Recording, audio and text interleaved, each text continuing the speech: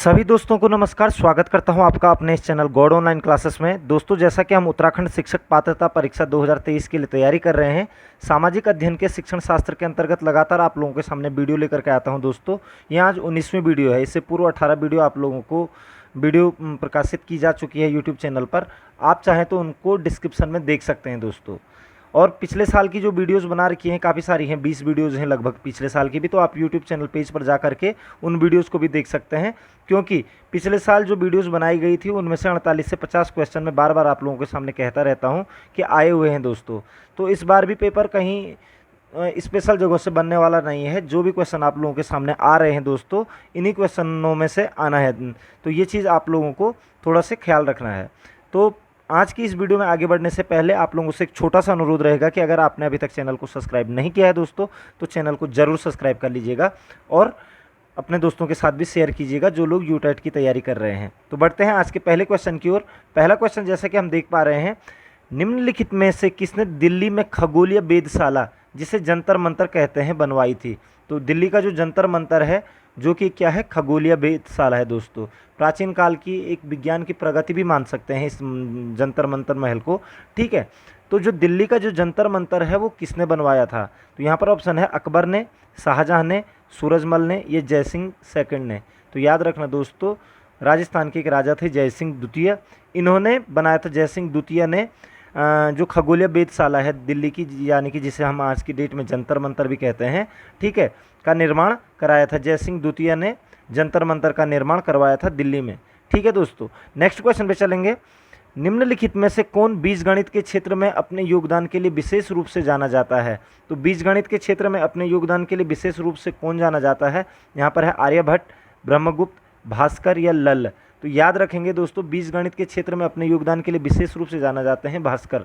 ठीक है, भास्कराचार्य या भास्कर। ठीक है दोस्तों, भास्कर ने एक पुस्तक भी लिखी है, उसका नाम है लीलावती। लीलावती नामक ग्रंथ, लीलावती ग्रंथ या लीलावती पुस्तक के लेखक कौन है? तो भास्कर हैं दोस्तों। ये क्वेश्चन कई बार पूछ लिया जाता है। तो बीजगणित के क्षेत्र में अपने योगदान के लिए विशेष रूप से जाना जाने वाला व्यक्ति है भास्कराचार्य या फिर भास्कर। ठीक है, नेक्स्ट क्वेश्चन पे चलेंगे। पृथ्वीराज विजय का लेखक कौन था? तो पृथ्वीराज विजय का लेखक कौन था? यहाँ पर ऑप्शन है चंद्रबरदाई, पृथ्वीराज चौहान, जैनक या नईचंद सूरी। तो ये क्वेश्चन भी कई बार पूछ लिया जाता है, क्योंकि क्वेश्चन हम लोगों को ये याद रहता है कि पृथ्वीराज रासो किसने लिखी है। तो पृथ्वीराज रासो की अगर बात की जाती है तो वो चंद्रबरदाई ने लिखी है दोस्तों, लेकिन यहाँ पर पृथ्वीराज विजय आ रखा है। ठीक है, तो पृथ्वीराज विजय के जो लेखक हैं, याद रखेंगे आप लोग, जैनक हैं दोस्तों। ठीक है, तो पृथ्वीराज विजय के लेखक कौन है? जैनक। और पृथ्वीराज रासो के लेखक हैं चंद्रबरदाई, जबकि पृथ्वीराज विजय के लेखक कौन है? जैनक हैं दोस्तों। तो कंफ्यूज नहीं होना है आप लोगों को। तो पृथ्वीराज विजय जैनक की पुस्तक है दोस्तों, ये चीज़ क्लियर रखेंगे, इंपॉर्टेंट है अपने आप में। ठीक है, नेक्स्ट क्वेश्चन पे चलते हैं। नागर, द्रविड़ और वेसर है क्या है? मतलब नागर, द्रविड़ और वेसर क्या है? भारतीय उपमहाद्वीप के 3 मुख्य जातीय समूह, 3 मुख्य भाषा वर्ग जिसमें भारत की भाषाओं की विभक्ति किया जा सकता है, भारतीय मंदिर वास्तु की 3 मुख्य शैलियाँ, भारत में प्रचलित 3 मुख्य संगीत घराने। तो नागर शैली, द्रविड़ शैली और वेसर शैली। दोस्तों, ये भारतीय मंदिर वास्तु की 3 मुख्य शैलियाँ हैं दोस्तों। ठीक है, कि नागर शैली का है या द्रविड़ शैली का है, वेसर शैली का है। तो ये भारतीय मंदिर वास्तु की 3 प्रमुख शैलियाँ हैं, नागर, द्रविड़ और वेसर शैली दोस्तों। ठीक है, कई बार क्वेश्चन पूछ लिए जाते हैं यहाँ से भी। तो भारतीय मंदिर वास्तु की 3 प्रमुख शैलियाँ कौन कौन सी हैं? नागर है, द्रविड़ है और वेसर है दोस्तों। ठीक है, नेक्स्ट क्वेश्चन पे चलेंगे। निम्नलिखित में से किस यूरोपियन ने भारत में सबसे पहले अपना व्यापार फैलाया और प्रभावित किया? बल, ठीक है, तो कौन से यूरोपियन जो देश थे जिसने सबसे पहले भारत में अपना व्यापार फैलाया और प्रभावित किया था? तो ब्रिटिश, फ्रेंच, डच या पुर्तगाली। तो आपको पता ही है दोस्तों, 1498 ईस्वी में भारत की समुद्री मार्ग से खोज करने वाला व्यक्ति था वास्को डी गामा। ठीक है, तो वास्को डी गामा जो था वो पुर्तगाली व्यक्ति था, और उसके बाद से वहाँ से लगातार यहाँ पर ये लोग आते रहे और इन्होंने अपना व्यापार यहाँ से प्रारंभ किया यूरोपीय देशों के लिए। तो काफ़ी प्रभावित किया इसने अपने आप को यूरोप में भी, क्योंकि एक छोटा सा देश था और बहुत ही जल्दी क्या बन गया था, यहाँ से मसालों का व्यापार किया इन्होंने। ठीक है, तो बहुत ही जल्दी विकसित राष्ट्र बन गया था ये यूरोप का। ठीक है, तो यूरोपीय देशों में पुर्तगाल यानी कि पुर्तगाली लोगों ने सबसे पहले भारत में अपना व्यापार फैलाया और सबको प्रभावित भी किया था दोस्तों। नेक्स्ट क्वेश्चन पे चलेंगे। किस पुर्तगाली गवर्नर ने नीले पानी की नीति यानी कि ब्लू वाटर पॉलिसी अपनाई? दोस्तों ये क्वेश्चन भी बहुत इंपॉर्टेंट है, इंपॉर्टेंट क्वेश्चन है, ब्लू वाटर पॉलिसी। ठीक है, तो किस पुर्तगाली गवर्नर ने नीले पानी की नीति अपनाई थी? यहाँ पर है Francisco de Almeida, Alfonso de Albuquerque, Nuno da Cunha और इनमें से कोई नहीं। तो याद रखिएगा दोस्तों, पुर्तगाल का पहला जो गवर्नर था भारत में वो था फ्रांसिस्को डी अल्मीडा। ठीक है, फ्रांसिस्को डी अल्मीडा, और इसने ही नीले पानी की नीति यानी कि ब्लू वाटर पॉलिसी अपनाई थी। नीले पानी की नीति का मतलब ये था कि इन्होंने भारत में अपने किले बनाने की अपेक्षा इन्होंने जो वाटर यानी कि जो हिंद महासागर और अरब सागर वाला जो पोर्शन था वहाँ पर अपनी स्थिति को मजबूत करना ज़्यादा पसंद किया दोस्तों। ठीक है, अरब सागर और हिंद महासागर में अपनी स्थिति को मजबूत करने की नीति अपनाई इन्होंने, और इसे ही ब्लू वाटर पॉलिसी के नाम से जाना जाता है। तो blue water policy Francisco de Almeida ने अपनाई थी ये पॉलिसी। ठीक है, फ्रांसिस्को डी अल्मीडा जो कि प्रथम पुर्तगाली गवर्नर भी था दोस्तों भारत में। नेक्स्ट क्वेश्चन पे चलेंगे। किसे जहांगीर ने खान की उपाधि से सम्मानित किया? खान। ठीक है, तो खान की उपाधि से किसे सम्मानित किया था? यहाँ पर है Hawkins, sir Thomas Roe, Edward Terry या इनमें से कोई नहीं। तो याद रखिएगा दोस्तों, जहांगीर के दरबार से पहले ही हॉकिंस अकबर के दरबार में भारत आ चुका था। ठीक है, तो हॉकिंस जो था ये फारसी भाषा का एक बहुत अच्छा ज्ञाता था, बहुत अच्छी तरीके से फारसी भाषा को बोल लेता था, इसीलिए जहांगीर ने इसे क्या दी थी? खान की उपाधि दी थी दोस्तों। ठीक है, खान की उपाधि दी थी जहांगीर ने किसको? हॉकिंस को दोस्तों। ठीक है, हॉकिंस को मुगल काल में सबसे पहला व्यापारी जो स्थल मार्ग से भारत आया था वो हॉकिंस ही था दोस्तों। ठीक है, तो याद रखेंगे, और हॉकिंस को ही खान की उपाधि से सम्मानित किया था जहांगीर ने। नेक्स्ट क्वेश्चन पे चलेंगे। भारत में तंबाकू के प्रचलन का श्रेय किसे है? तो भारत में तंबाकू के प्रचलन का श्रेय किसे है? अंग्रेजों को, पुर्तगालियों को, डचों को या फ्रांसीसियों को? तो तंबाकू का प्रचलन जो था दोस्तों वो था आपका पुर्तगालियों को जाता है इसका श्रेय। ठीक है, भारत में प्रिंटिंग प्रेस और तंबाकू का प्रचलन ये पुर्तगालियों की देन है भारत के लिए। तो ये क्वेश्चन यहाँ से भी कई बार पूछ लिया जाता है। नेक्स्ट क्वेश्चन पे चलेंगे। राज्य क्षय हड़प नीति यानी कि राज्य हड़प नीति या फिर जब्ती सिद्धांत या डॉक्ट्रिन्स ऑफ लैप्स, राज्य हड़प नीति का सिद्धांत किसके द्वारा लागू किया गया था? ठीक है, तो डॉक्ट्रिन्स ऑफ लैप्स किसके द्वारा लागू किया गया? यहाँ पर है हेस्टिंग्स, कैनिंग, विलियम बेंटिक या डलहौजी। तो राज्य हड़प की जो नीति थी दोस्तों वो थी आपकी लॉर्ड डलहौजी की दोस्तों। ठीक है, राज्य हड़प की नीति आपको पता ही है कि यदि जिस राज्य में मतलब राजा के मरने के बाद उसका कोई अगर उत्तराधिकारी नहीं है तो उस राज्य को अंग्रेजी शासन में सीधे ही मिला दिया जाना ही राज्य हड़प की नीति थी, और ये नीति अपनाई थी आपकी डलहौजी ने दोस्तों। डॉक्ट्रिन्स ऑफ लैप्स कहा जाता है, कई बार पूछ लिया जाता है ये क्वेश्चन भी। नेक्स्ट क्वेश्चन पे चलेंगे। किस सिख गुरु ने फारसी में जफरनामा लिखा था? तो जफरनामा पुस्तक फारसी में किसने लिखी थी? यहाँ पर है गुरु हरिराय, गुरु हरकिशन, गुरु गोविंद सिंह या गुरु तेग बहादुर। तो याद रखिएगा दोस्तों, जफरनामा लिखी थी फारसी में गुरु गोविंद सिंह ने दोस्तों। इंपॉर्टेंट क्वेश्चन है, सिखों के 10वें और अंतिम गुरु थे गुरु गोविंद सिंह, उन्होंने ही जफरनामा पुस्तक लिखी थी फारसी में दोस्तों। नेक्स्ट क्वेश्चन पे चलेंगे। किस सिख गुरु ने गुरु नानक की जीवनी लिखी थी? तो गुरु नानक की जीवनी किस सिख गुरु ने लिखी है? यहाँ पर है गुरु अंगद देव, गुरु अमरदास, गुरु रामदास या गुरु अर्जुन देव। तो सिखों के जो 5वें गुरु थे गुरु अर्जुन देव दोस्तों। ठीक है, इन्होंने गुरु नानक की जीवनी लिखी थी। तो यहाँ पर आया कि किस सिख गुरु ने गुरु नानक की जीवनी लिखी थी? तो गुरु अर्जुन देव ने गुरु नानक की जीवनी लिखी थी दोस्तों। नेक्स्ट क्वेश्चन पे चलेंगे। सुगौली की संधि 1816 ईस्वी में किसके बीच संपन्न हुई थी? सुगौली की संधि किसके बीच में संपन्न हुई थी? यहाँ पर ऑप्शन देख सकते हैं, ईस्ट इंडिया कंपनी और नेपाल, ईस्ट इंडिया कंपनी और मिथिला, ईस्ट इंडिया कंपनी वो अवध, अवध का नवाब और नेपाल। तो याद रखेंगे दोस्तों, जो सुगौली की संधि थी, नेपाल का उत्तराखंड और ये वाला जो पोर्शन था इस पर अपना अधिकार हो गया था। उसके बाद अंग्रेज़ों के साथ जब युद्ध में नेपाली हार जाते हैं तो उसके बाद वो सिगौली की संधि करते हैं दोस्तों। तो ईस्ट इंडिया कंपनी और नेपाल के बीच में सिगौली की संधि 1816 ईस्वी में संपन्न हुई थी दोस्तों, इसे आप लोग याद रखेंगे। नेक्स्ट क्वेश्चन पे चलते हैं। ठगी प्रथा के उन्मूलन से संबंध गवर्नर जनरल थे, यानी कि ठगी प्रथा का अंत किसने किया था? यहाँ पर ऑप्शन है कॉर्नवालिस, वेंटिक, यानी कि लॉर्ड विलियम बेंटिक, डलहौजी या रिपन। तो याद रखेंगे दोस्तों, लॉर्ड विलियम बेंटिक ने 1830 ईस्वी में ठगी प्रथा को समाप्त कर दिया था दोस्तों। ठीक है, ठगी प्रथा का समाप्त कर दिया गया था 1830 ईस्वी में लॉर्ड विलियम बेंटिक के द्वारा। नेक्स्ट क्वेश्चन पे चलते हैं। भारत में आधुनिक शिक्षा प्रणाली की नींव किससे पड़ी? ठीक है, तो भारत में आधुनिक शिक्षा प्रणाली की नींव किससे पड़ी? यहाँ पर है 1813 के चार्टर अधिनियम से, 1835 के मैकाले के मिनट से, 1882 के हंटर आयोग से, 1854 के वुड के डिस्पैच से। तो याद रखेंगे दोस्तों, 1835 का जो मैकाले का जो मिनट था, लॉर्ड मैकाले को भारत में अंग्रेजी शिक्षा का जनक भी कहा जाता है दोस्तों। उसका जो मिनट था, यानी कि उसने जो दिया था, उसने एक दिया था निस्यंदन सिद्धांत, यानी कि फिल्ट्रेशन थ्योरी। फिल्ट्रेशन थ्योरी में ये था कि उच्च वर्ग को आप शिक्षित कर दो तो शिक्षा का प्रवाह नीचे को होता रहेगा। ठीक है, तो भारत में आधुनिक शिक्षा प्रणाली की नींव 1835 के मैकाले के मिनट से ही पड़ी थी। ठीक है, नेक्स्ट क्वेश्चन पे चलते हैं। निम्नलिखित में से ब्रिटिश सरकार का वह गवर्नर जनरल कौन था जिसने भारत में डाक टिकट शुरू किए थे? ठीक है, तो भारत में डाक टिकट शुरू करने वाला गवर्नर जनरल कौन था? यहाँ पर ऑप्शन है Lord Dalhousie, Lord William Bentinck, Lord Canning या लॉर्ड ऑकलैंड। तो याद रखेंगे दोस्तों, लॉर्ड डलहौजी को टेलीग्राफ सेवा स्टार्ट करने की भी जनक माना जाता है। भारत में डाक तार ये कह सकते हैं, और टिकट जारी करने वाला गवर्नर जनरल भी माना जा सकता है, और भारत में रेल का जनक भी माना जाता है। तो लॉर्ड डलहौजी ने के समय में भारत में पहली बार डाक टिकट शुरू किया था।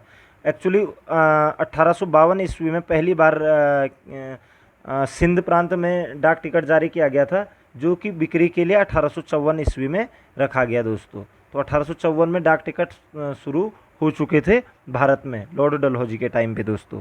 नेक्स्ट क्वेश्चन पे चलते हैं। ईस्ट इंडिया कंपनी के नेतृत्व में रॉबर्ट क्लाइव का उत्तराधिकारी निम्नलिखित में से कौन था?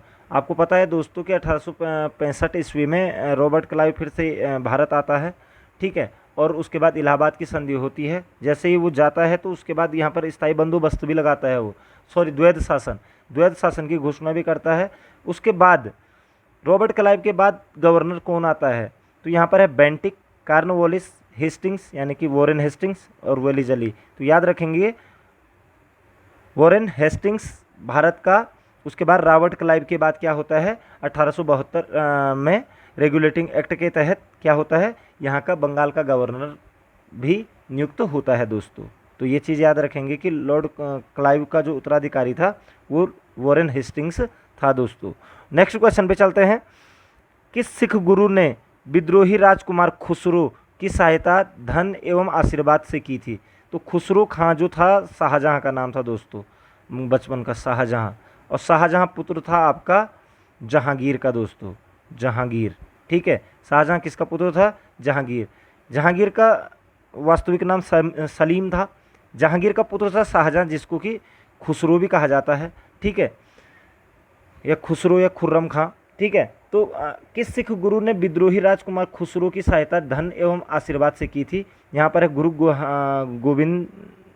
गोविंद सिंह, गुरु हरगोविंद, गुरु तेग बहादुर या गुरु अर्जुन देव। तो याद रखेंगे दोस्तों, गुरु अर्जुन देव ने, ठीक है, खुसरो की सहायता की थी। ठीक है, जिसके द्वारा जहांगीर ने इनको मृत्युदंड दे दिया था, अर्जुन देव की हत्या कर दी थी। ठीक है, तो याद रखेंगे गुरु अर्जुन देव ने किसकी सहायता की थी? खुसरो की सहायता की थी, धन से और अपने आशीर्वाद से। ठीक है, और उसने उसके बाद वहाँ पर विद्रोह उत्पन्न कराया था। तो याद रखेंगे अर्जुन देव ने खुसरो खां की सहायता की थी। नेक्स्ट क्वेश्चन पे चलेंगे। सबसे अधिक निर्णायक युद्ध जिसमें अंग्रेजों ने के भारत में प्रभुत्व को स्थापित कर दिया था, यानी कि वो कौन सा युद्ध था जिसके द्वारा भारत में अंग्रेजों का प्रभुत्व स्थापित हो गया था? ठीक है, तो प्लासी का युद्ध, बक्सर का युद्ध, वोंडीवॉस का युद्ध या पानीपत का तृतीय युद्ध।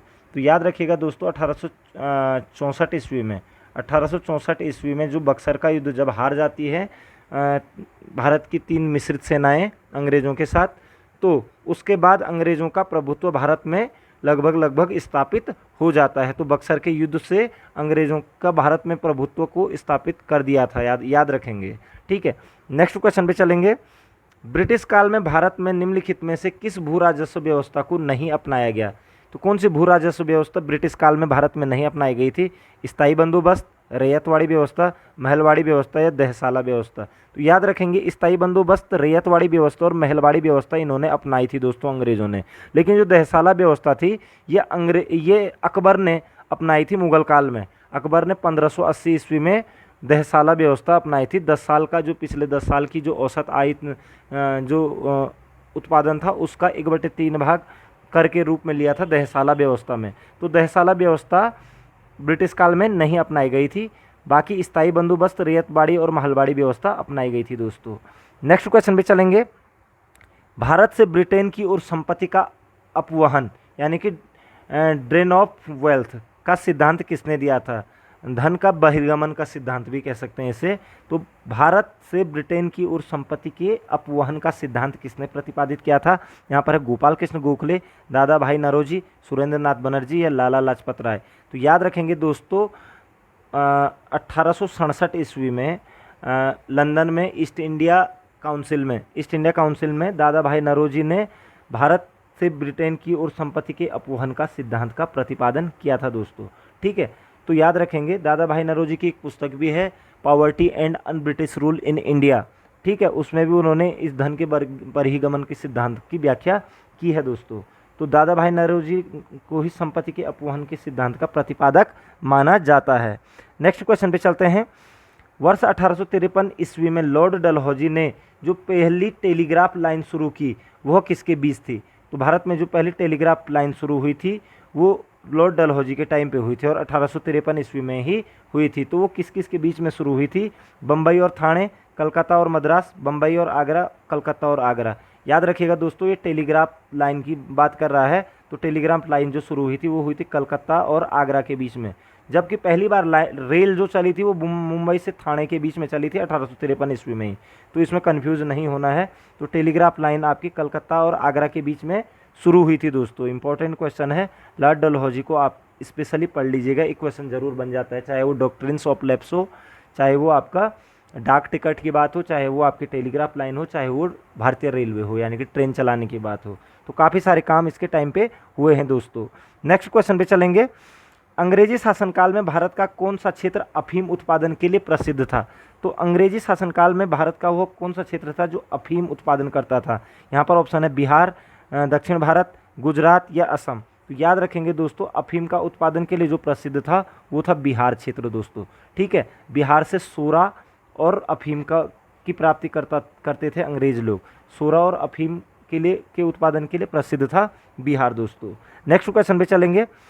नील कृषकों की दुर्दशा पर लिखी गई पुस्तक नील दर्पण के लेखक कौन है? तो नील दर्पण पुस्तक के लेखक कौन है, क्वेश्चन बहुत बार पूछा जाता है। बंकिम चंद्र चटर्जी, दीनबंधु मित्र, शरत चंद्र चटर्जी या रविंद्रनाथ ठाकुर? तो याद रखेंगे दोस्तों दीनबंधु मित्र ने नील दर्पण पुस्तक लिखी थी।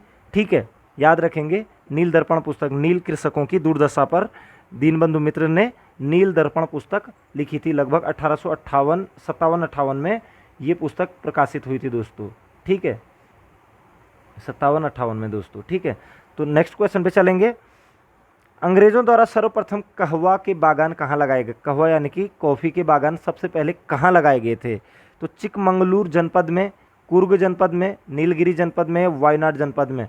तो अंग्रेजों द्वारा सर्वप्रथम कहवा के बागान जो लगाए गए थे दोस्तों ये वायनाड जनपद में लगाए गए थे। वायनाड एक जिला है दोस्तों केरल का, और इसी वायनाड से लोकसभा के प्रत्याशी भी हैं आपके, या लोकसभा सदस्य भी हैं आपके राहुल गांधी। ठीक है, कांग्रेस महासचिव राहुल गांधी वायनाड से ही हैं, और इसी वायनाड जनपद में सर्वप्रथम अंग्रेजों ने कहवा के बागान भी लगाए थे। तो आप लोगों को अब याद रह जाएगा। नेक्स्ट क्वेश्चन पे चलेंगे। भारत में अंग्रेजों के समय में प्रथम जनगणना किसके कार्यकाल में हुई? तो भारत में पहली बार जो जनगणना हुई थी अंग्रेजों के टाइम पर, वो जनगणना किसके कार्यकाल में हुई थी? तो यहाँ पर ऑप्शन है लॉर्ड डफरिन के, लॉर्ड लिटन के, लॉर्ड मेयो के या लॉर्ड रिपन के? तो याद रखेंगे दोस्तों लॉर्ड मेयो है वहाँ पर मेयो। लॉर्ड मेयो के टाइम पर 1872 ईस्वी में पहली बार क्या हुई थी दोस्तों? जनगणना हुई थी, और उसके बाद 10वीं जनगणना 1881 ईस्वी से शुरू हुई थी दोस्तों। तो 1872 में पहली बार जो जनगणना हुई थी वो लॉर्ड मेयो के टाइम पर हुई थी दोस्तों, याद रखेंगे। नेक्स्ट क्वेश्चन पे चलते हैं।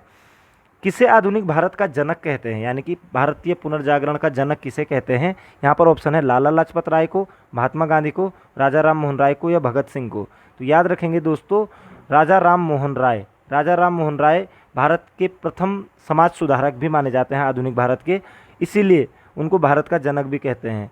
सती प्रथा का अंत, ठगी का अंत, बाल विवाह, इनके लिए जो कार्य किए इन्होंने, ठीक है, साथ ही साथ ब्रह्म समाज की स्थापना, ठीक है, तो इसीलिए इनको भारत में आधुनिक भारत का क्या कहलाते हैं, ये जनक कहलाते हैं, क्योंकि ये एक बहुत बड़े समाज सुधारक के रूप में इन्होंने कार्य किया था दोस्तों। नेक्स्ट क्वेश्चन पे चलेंगे।